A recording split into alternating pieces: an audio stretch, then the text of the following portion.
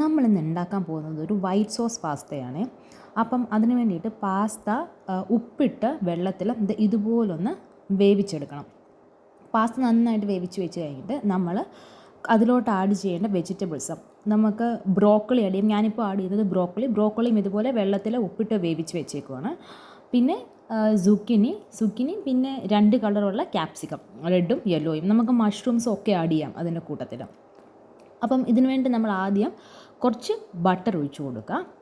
Butter ഒഴിച്ച് അതൊന്ന് ഉരുകി വന്ന് കഴിയുമ്പോഴത്തേക്കിനും ഇതിലോട്ട് കുറച്ച് ഓയിലൂടെ ഒഴിച്ച് കൊടുക്കുക. ഓയിലൊഴിച്ച് രണ്ടും കൂടെ ഒന്ന് നന്നായിട്ട് ഉരുക്കി വന്ന് കഴിയുമ്പോഴത്തേക്കിനും ഇത്തിരി ചോപ്പ് ചെയ്ത് വെച്ചിരിക്കുന്ന ഗാർലിക് ഇട്ട് കൊടുക്കുക. ഗാർലിക് ഇട്ട് കൊടുത്തിട്ട് നമ്മൾ നന്നായിട്ടൊന്ന് ഇളക്കുക.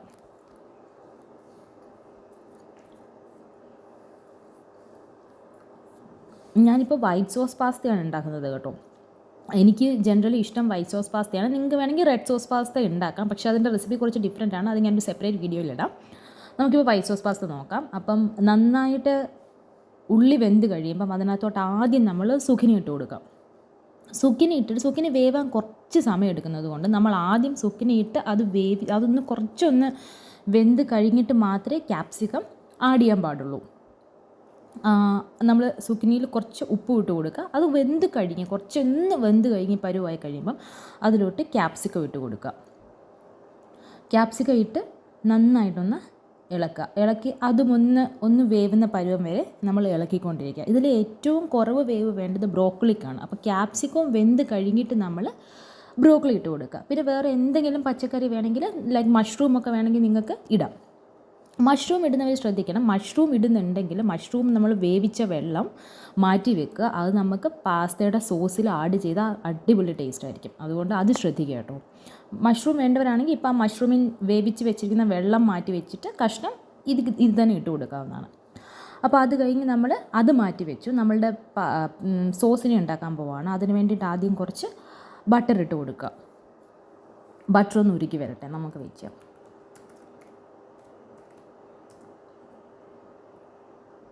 ബട്ടർ ഇത് ഉരുകി വന്ന് തുടങ്ങിയിട്ടുണ്ട്. അതൊന്ന് ഉരുകി കഴിയുമ്പോഴത്തേക്കിനും അതിലോട്ട് കുറച്ച് മൈദ ഇട്ട് കൊടുക്കുക, ഒരിത്തിരി മൈദ. എന്നിട്ട് അത് രണ്ടും നന്നായിട്ട് ഇളക്കുക. ആദ്യം കുറച്ചൊരു കട്ട വരും. ആ കട്ടയൊക്കെ ഫുള്ളായിട്ട് പൊട്ടിച്ച് കട്ടയില്ലാണ്ട് നമ്മൾ നന്നായിട്ടൊന്ന് ഇളക്കി കൊടുക്കുക. കട്ട നന്നായിട്ട് ഇളക്കി പൊട്ടിക്കാൻ ശ്രദ്ധിക്കണം കേട്ടോ. ഇപ്പം നമ്മൾ കട്ട അത്യാവശ്യം നന്നായിട്ട് ഇളക്കിയിട്ടുണ്ട്. അതിലോട്ട് നമ്മളിനി പാലൊഴിച്ച് കൊടുക്കണം. പാലൊഴിച്ച് കൊടുത്ത് അപ്പോഴത്തേക്കിനും നമ്മൾ പാലൊഴിച്ച് കൊടുത്ത് ഇളക്കുമ്പോഴത്തേക്കിനും നമുക്ക് കുറച്ചുകൂടി നന്നായിട്ട് കട്ടയെല്ലാം ഉടച്ചെടുക്കാൻ പറ്റും. നന്നായിട്ട് കട്ട ഉടച്ച് പാലും കൂടെ കൂട്ടി നന്നായിട്ട് ഇളക്കുക.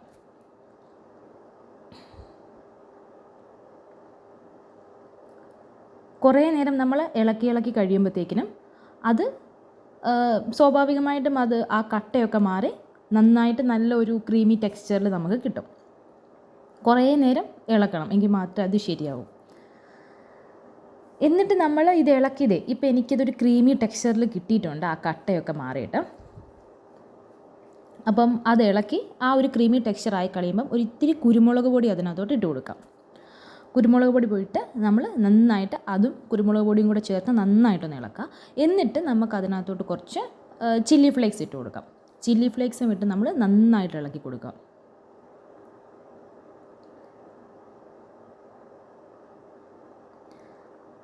അപ്പം അത് നന്നായിട്ട് ഇളക്കി നമ്മൾ കൺസിസ്റ്റൻസിയോ കറക്റ്റ് അല്ലേ, അല്ലെങ്കിൽ നമുക്ക് കുറച്ച് കൂടുതൽ വേണ്ടവരാണെങ്കിൽ കൂടുതൽ ഇട്ട് കൊടുക്കാം. അതൊക്കെ നിങ്ങൾ നോക്കുക. എന്നിട്ട് നമുക്ക് അതിനകത്തോട്ട് കുറച്ച് ഒറിഗാനോ ഇട്ട് കൊടുക്കാം. ഒറിഗാനോ ഒരു മെയിൻ ഫ്ലേവറാണ് കേട്ടോ. പാസ്തയുടെ ഒരു മെയിൻ ഫ്ലേവർ ഒറിഗാനോ മിസ് ചെയ്യല്ലോ. ഒറിഗാനോ നിങ്ങൾ ശരിക്കും യൂസ് ചെയ്യണം.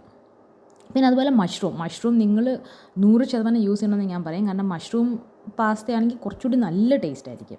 അപ്പോൾ മഷ്റൂം വേവിച്ച് വെച്ചേക്കുന്ന വെള്ളം നമുക്ക് ഈ സോസിലോട്ട് ഈ പച്ചക്കറികൾ ഇടുന്നതിന് മുന്നേ വേണമെങ്കിൽ ഒഴിച്ചു കൊടുക്കാം കേട്ടോ. ആ വെള്ളം മഷ്റൂം നിങ്ങൾ ഇടുന്നുണ്ടെങ്കിൽ അത് അടിപൊളി ടേസ്റ്റ് ആയിരിക്കും. എന്നിട്ട് നമ്മൾ ഈ സോസിലോട്ട് വേവിച്ച് വെച്ചേക്കുന്ന പച്ചക്കറിയും പാസ്തയും കൂടെ ഇട്ട് കൊടുക്കുക. അത് നന്നായിട്ട് ഇളക്കി കൊടുക്കുക.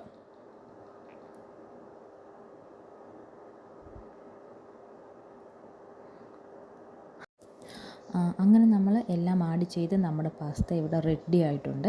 ഇനി നന്നായിട്ടൊന്ന് ഇളക്കി കൊടുക്കുക. ഇളക്കി കൊടുത്തിട്ട് അതിൻ്റെ മുകളിലോട്ട് കുറച്ച് മൊസറല്ല ചീസ് ആഡ് ചെയ്യുക. മൊസറല്ല ചീസ് ഒരു ഇമ്പോർട്ടൻറ്റ് സാധനം കേട്ടോ. അതിപ്പോൾ നമ്മൾ കുട്ടികൾക്കൊക്കെ കൊടുക്കുന്നുണ്ടെങ്കിൽ അപ്പോൾ അവർക്ക് ആ ഒരു സ്റ്റിക്കി ആയിട്ടുള്ള ഒരു കൺസിസ്റ്റൻസി വരുമ്പം അവർക്കും കുറച്ചും കൂടി കഴിക്കാനൊരു ഇൻട്രസ്റ്റ് കാണും, പിzzയൊക്കെ പോലെ.